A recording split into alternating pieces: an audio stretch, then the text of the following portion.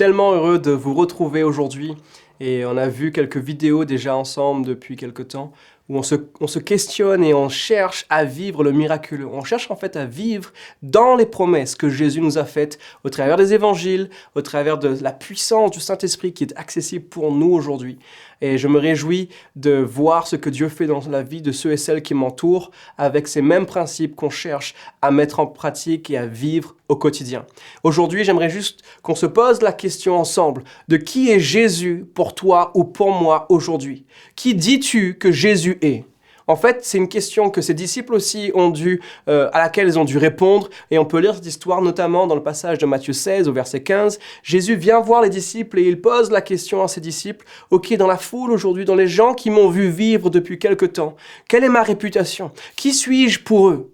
Et à un moment, il vient voir Simon-Pierre, un de ses disciples, et il lui pose la question. Toi, Pierre, qui dis-tu que je suis?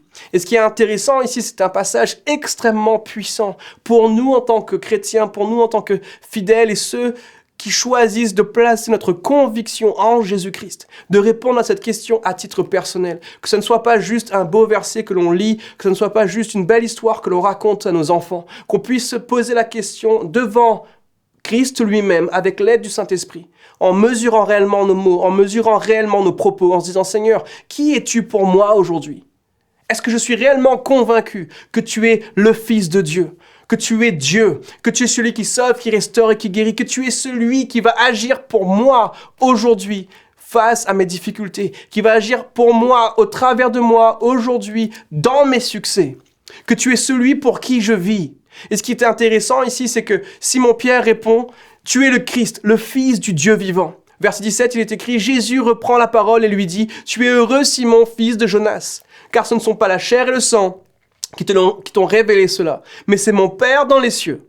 Et moi, je te dis, tu es Pierre, et que sur cette pierre, je bâtirai mon église, et que les portes du séjour des morts ne prévaudront point contre elle. » Ce qui est intéressant ici, c'est que on voit que Simon est conduit par Jésus et par le Saint-Esprit à ce moment-là, au travers d'un processus où il est révélé, où il est, entre guillemets, introduit à une nouvelle personne qui est lui-même, c'est-à-dire à Simon en Christ, parce que Jésus lui donne une révélation qui est cachée, à laquelle Simon n'avait pas accès jusqu'à maintenant. Mais grâce au Saint-Esprit et grâce à sa relation avec Jésus, Jésus lui dit « Tu n'es plus juste Simon, moi je dis que tu es Pierre. » En fait, l'Église est construite non pas uniquement sur ta révélation, ma révélation de qui est Jésus, mais l'Église est aussi construite grâce à la révélation de qui nous sommes en Jésus-Christ. Parce que Dieu construit son Église avec nous. Nous sommes les pierres vivantes qui matérialisent aujourd'hui l'Église de Christ sur terre. C'est-à-dire que nous avons la puissance et l'autorité pour libérer son règne, son royaume dans nos circonstances. C'est pour ça que Jésus nous a enseigné à prier en disant, non pas que notre volonté soit faite, Père, que ton règne vienne, que ta volonté soit faite sur terre comme au ciel. Ici, si vous continuez à lire le passage dans Matthieu 16, il est écrit, après le fait que Pierre reçoit cette révélation sur son identité, et il dit, sur cette pierre, je construirai mon église, et les portes de l'enfer ne prévaudront point contre elle. Verset 19, je te donnerai les clés du royaume des cieux, et ce que tu lieras sur terre sera lié dans les cieux, et ce que tu délieras sur la terre sera délié dans les cieux.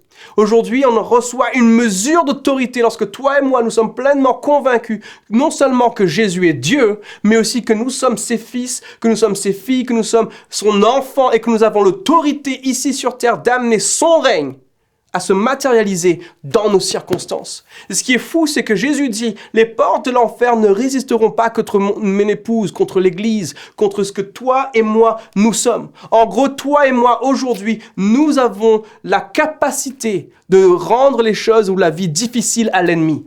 La porte sert à se protéger, elle ne sert pas à attaquer. En fait, nous sommes en attaque, nous avons la capacité à attaquer les œuvres de l'ennemi et de les détruire, et grâce à la puissance que nous avons, il ne pourra même pas résister contre notre attaque, contre nos attaques. Aujourd'hui, tu as l'autorité. Si tu es en Jésus-Christ, à un moment où je te parle, tu as l'autorité pour changer les circonstances. Car le Saint-Esprit t'a oint pour quelque chose de puissant cette journée. Que Dieu te bénisse.